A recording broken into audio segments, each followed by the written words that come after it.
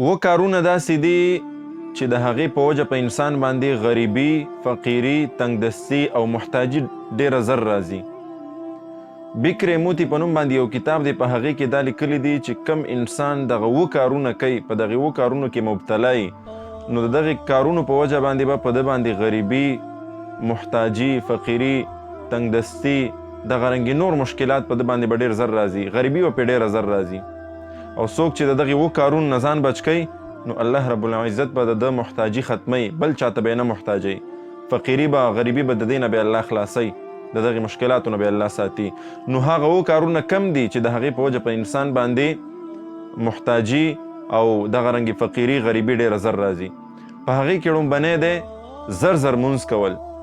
کم انسان چې زر زر مونځ کوي، نو په هغه باندې به غریبي ډېره زر راځي، تنګدستي، فقیري، محتاجي به ډېره زر راځي، بل چاته به محتاجیږي، روان کار به ودرېږي. نو په هغې کې اول دی زر زر مونځ کول.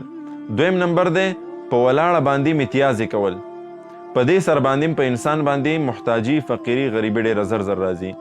دریم نمبر دی په ولاړه باندې اوبه څښل، چې په دې کې اکثر د تعلیم یافته طبقه چې ځان ته وایي دا پکې ډېره مبتلا ده. ځان ته پوی خلک وایي، خو هغې هم ولاړې په ولاړه باندې اوبه څښي.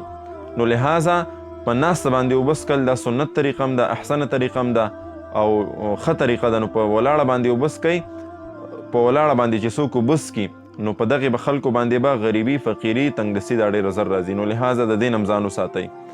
ورپسې څلورم نمبر دی د متیازو په ځای کې، یعنې د اودس ماتي په ځای کې اودس کول. د اودس ماتي په ځای کې اودس کول، دې سره هم په انسان باندې غریبي ډېره زر راځي. ورپسې پنځم نمبر دی په خوله باندې ډیوه مړه کول. نن سبا ډیوې نشته دی، شمې دي، موږ تاسو چې ورته شمه وایو، دغه شمه مړه کول، په خوله سره پوکې ورکول، نو په دې سره به په انسان باندې فقیري، محتاجي ډېره زر راځي. نو دې نه هم ځان ساتئ. شپږم نمبر دی د نوکان خوړل. داسې یا په خوله باندې نوکان کټ کول یا یې خوړل، نو د دې څیز نه هم ځان وساتئ. ځکه چې ډاکټران هم وایي چې په دې کې ډېر غټ نقصان دی، صحت دپاره هم نقصان دی، او غټ نقصان یې دا دی چې د دې په وجه په تاسو باندې غریبي او محتاجي به ډېره زر راځي. نو د دې نه هم ځان وساتئ.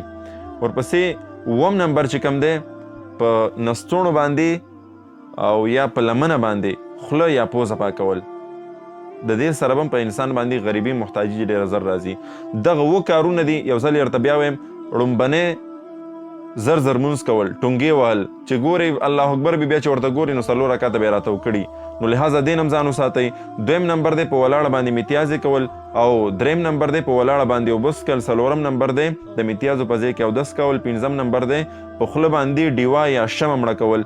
او شپږم نمبر دی نوکان خوړل، یا نوکان خوله کې اکثر خلک غاښونو کې ورکوي، نو د دې څیز نه ځان ساتئ. او اووم نمبر په خوله چې دی یا پوزه، دا په نستوڼي یا په لمن باندې پاکول. نو لحاظه دغه اوه کارونه د دې نه ځان وساتئ.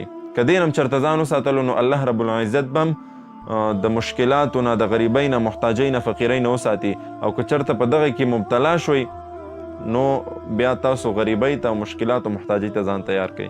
اسان عملونه دي، د دې نه ځان وساتئ. او نورو مسلمانانو ته هم ضرور ورسوئ، ځکه چې دین اکثر خلک خبر نه دي. تاسو به اکثر خلک وګورئ چې په دغې بیمارۍ کې مبتلا دي. کوم بیان چې ما اوس وکړو اووه خبرو والا، نو اکثر په دې اووه خبرو کې به تاسو خامخا خلک وګورئ، یا ځان وګورئ یا بل چاته وګورئ چې په دې کې مبتلا یي.